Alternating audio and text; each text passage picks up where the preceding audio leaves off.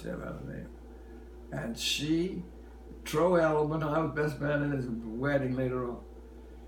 He didn't ride in a barrel, really. He had a few lessons from me, but he wanted to go down to Hunter Fairfield. He was a good-looking guy, and he dressed well. He had the right outfit.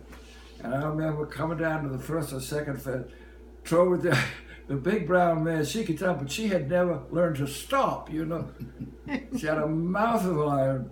And she suddenly got the idea she was supposed to jump. And I remember him coming by. He's in a big brown mare went to scattering all the Fairfield ride and jumping that bit. And she never had a name, the big brown mare. But he put her in that chute. Yeah. And you could go down 4 feet just as easy, and don't worry about her getting over it. But, you know, it was a different... It hadn't grown, fox hunting hadn't grown up in America since the war. I mean, you know, the war messed up everything. Mm-hmm. Have you read the Hound Chase? Yeah. What did you think? It was fascinating to me. So. I loved it. Yeah, yeah. Yeah, I thought. Yeah. I mean, that was probably one of these events that changed a lot of.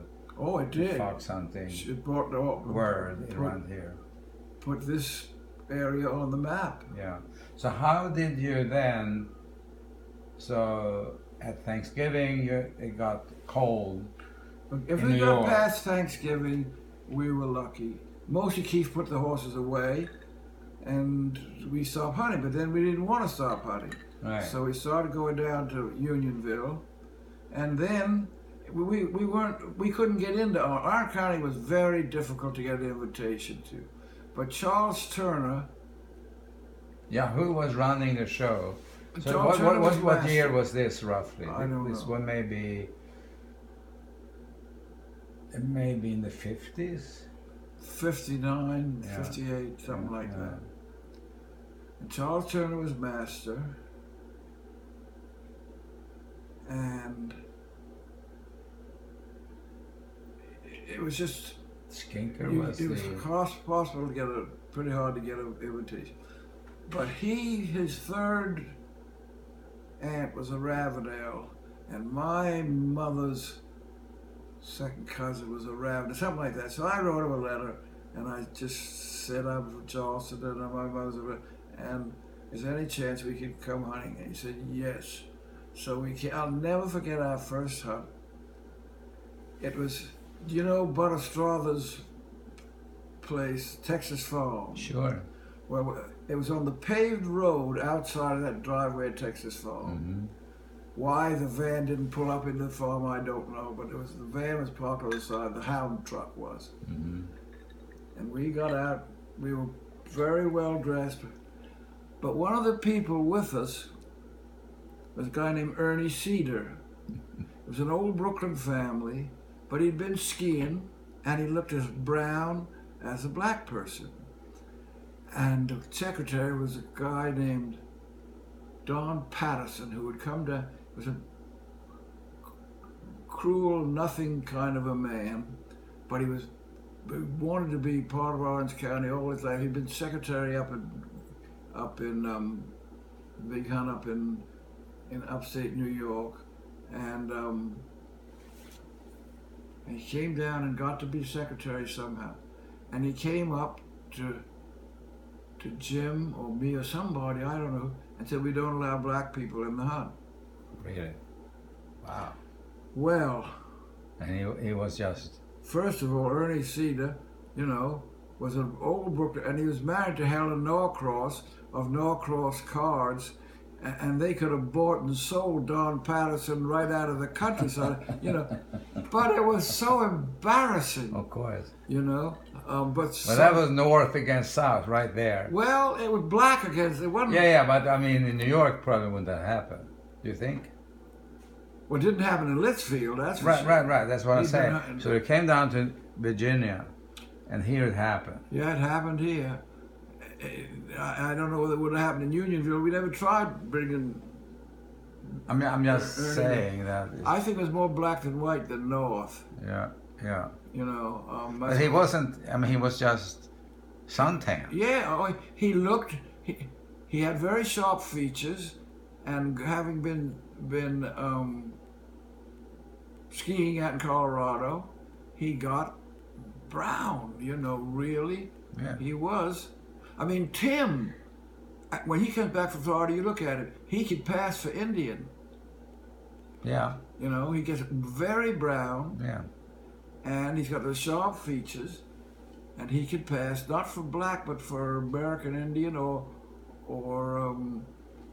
one of those Indian tribes, not American Indian, but those Gandhi sharp featured people. So what happened then? Well, Charles Turner rode up, and I introduced my hand, and I said, Charles, he said, he just talked over to Don Patton. He hated him anyway.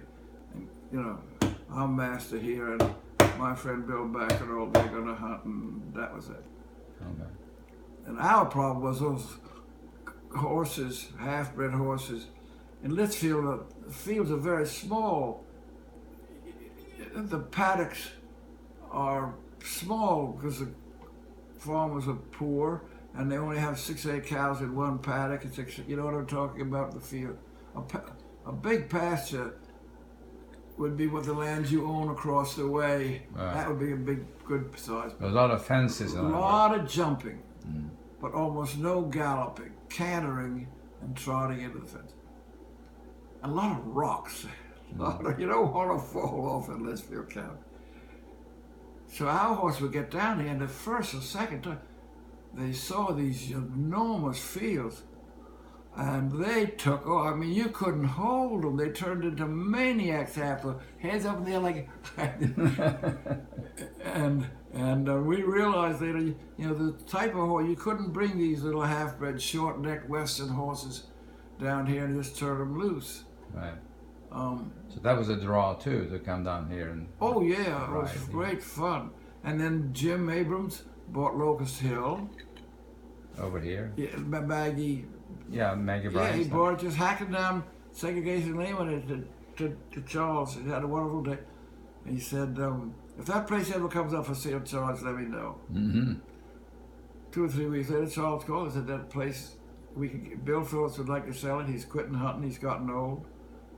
And Jim went and bought it, the furniture, everything except personal pictures. Wow. And he never told his wife. Okay. She never set foot in the place. Really? So he came here to hunt? To hunt. He called her and said, I've got this wonderful place in Virginia, come on down, you'll love. She rode, she didn't. Never set foot. Maybe after he died she did. Mm-hmm. But I had the whole place. But she didn't come down. He would come down occasionally, but not too often. And he agreed, when he bought, he agreed, his handshake was good, and he agreed to keep on all the servants for 2 years. So I had a cook and a butler in that big house. I had 2 grooms down at the barn and a whole string of thoroughbred horses. What? Well, and I could hunt as being the farm manager of that farm. So, So this was in the 60s then, probably? Yeah, the first morning I hunted Orange County. We came out of the barn, the lower barn of Maggie's now, up through that field. It was a huge big paddock. We didn't have a van. We hacked every meat. And the meat was down at the furnaces, which have this whole dirt road down. It's a long hack. It's a 45-minute hour hack. Oh, down to the Plains Road? Yeah, that's right. On the dirt road we hacked out. And Roger had a flashlight. The meet was at 7. We left at 6. We were on the saddle and of course, flashlight was so exciting and I'd never had a horse that would open a gate before. And Roger said, just put him out the gate and lift it. Lifted the horse back up. I couldn't believe it. And there I was on the big, long thoroughbred horse, had a neck as long from me to you, and named Rex Arthur. And, I was in heaven. Wow. And I was a big shot then because I had all these good horses, and I had Locust Hill. I was a social lion. I could have dinner parties. They were always mostly this Mostly what dinner parties consisted of was peas, mashed potatoes, and lamb chops. That's what Nanny, the cook, could do great. I never changed anything at Nanny. No, I'm changing nothing. Downstairs there's a wonderful little bar at Locust Hill. Oh, really? Cute. Oh, yeah. It's a little mirror and a little place for a bartender and little leather seats. It's like a little club bar at a hotel. It's Wow. wonderful. I don't know what Maggie's done with it, but those days you could go down there, have a drink before dinner, or after dinner, go down to the pool table, all that kind of stuff. Locust Hill was where Lena had her horrible accident. Yes. On that horse ran away with. Yeah, That's yeah, where off yeah. that was Segregation Lane. Yeah. And that's where Jim looked up and said, Charles, if ever that place ever comes for sale, Right. I'll buy it. So how about, did you ever had an accident? Not till this broke. I came off sometimes, but very seldom. I had good balance. I wasn't a good rider particularly, but I had very good balance. And on a good horse, I left him alone, and I almost never had problems really. Good. And I was a good horse moocher because I left him alone. People would lend me horses, and I always said nice things about them. What does that mean, horse moocher? I would mooch him. Don't you know what a moocher is? No. A moocher? No, it's someone who borrows something. Borrows your jacket, your car. Oh. So they mooch. So you were lucky that way. Oh, I borrowed horses for. I never had a horse for a couple of years, but I bought a good saddle, and. And then eventually you bought Smitten.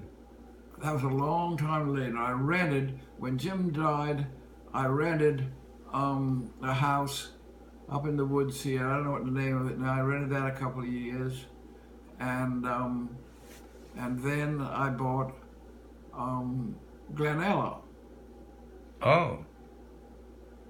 That was my over first. at Hobart Lane. No. No, that's Glenora. That's Glenella. Oh, no. I bought little Glenella farm. It's now called Woods Lane. Over at. Tom Pratt changed the name. Okay. I called it Glenella. And that little house up on the hill that the Wolcotts owned, the center part of that was that I dragged up there as an old building and built a house around it. Mm-hmm. The rest of it, the Wolcotts and Tom Pratt and all added up. But that's my first farm. Okay. And it was great till I started courting Annie.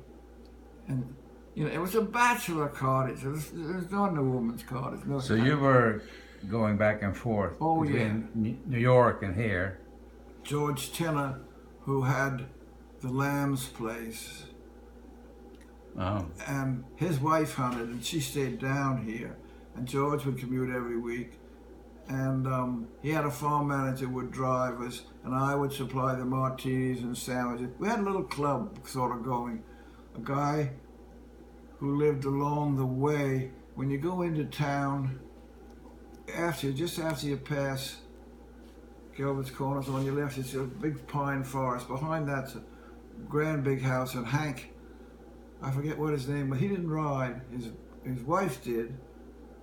What the heck was it? Nice guy. He was a lead lawyer for a major company in Philadelphia and New York, and he would go. The three of us, sometimes the four, would get in time to have seats facing each other, have a table, and they would sometimes play cards. I didn't, but we'd have martinis and a sandwich or two, and then George's farm manager would meet us and drive us out. Locust Hill was just across the road, so it didn't take them out of the way at all. So it worked out great. But then we got wise ass. We decided the train was passé. George wanted to buy an airplane, and he could afford it. So George who? Tenor, Oh. that owned the house across the way. The guy who drove down the. So we both said we'll both get pilot's licenses, and then George would buy a plane. Fine, sounded great. I got busy, and I must say I did not do my part. I didn't get a license. But George did. He went ahead and got his license. He had less coordination than any man I've ever known. He had one of these. He was dying to learn to play tennis. He had one of these things that throws the ball. It's still over there. He had a tennis court built. His wife was okay. He had these balls that were coming, and he could never hit them. He's standing there. But he was a pilot. He was the worst. Not only he got not just a little paper cup, he got a Cessna. Oh. You know, a real plane. I can't remember whether twin engine or single engine. I think it might have been twin engine. I don't know. But the first time we went to take over, with big gusts of wind, you know. But it was not such that the FAA said small flights should not go. So George says, you know, I don't think he'd been 5 hours in a new plane. He'd taken lessons in the other plane. A gust hit us coming out of the lower, and suddenly we were in the air. George had no more idea where we were. He kept saying, now you look, he was having me guide. Does that look like the Matterhorn way?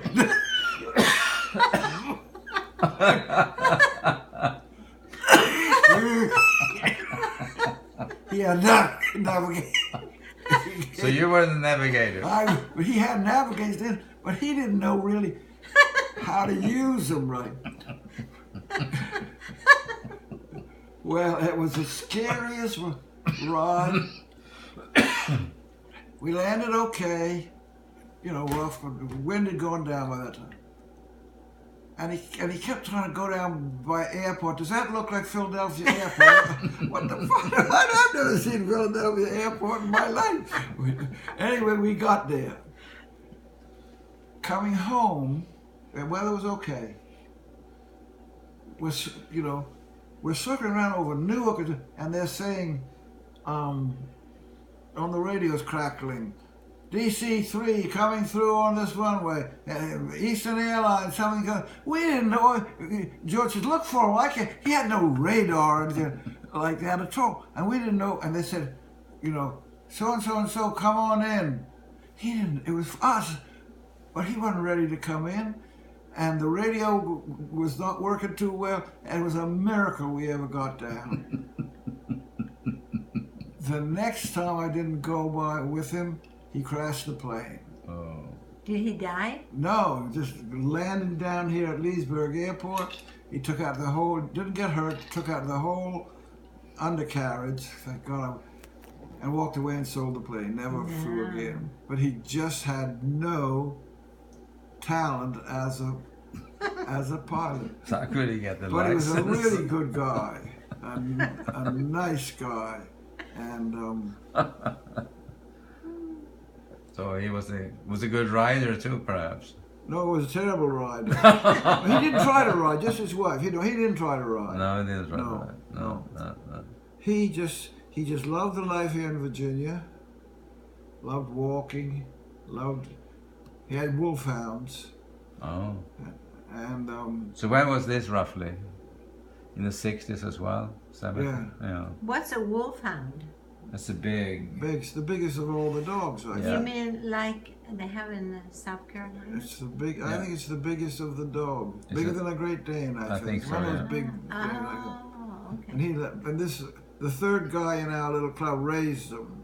Oh. Um, So you were a small club at the time, just the three of us coming down. I call Yeah. it a club. It was a Yeah. group Oh, of men. okay. But I mean, going back to hunting was also smaller group. There wasn't as many people hunting in those days. No. If we had 20, we never had. It was much later than we would have that many like you had out today. And then it suddenly exploded and people began hunting. But in the early days, there was not that many people hunting. No. And as I say, very few people had vans. You hacked to the meets, and the horses were not nearly as typey.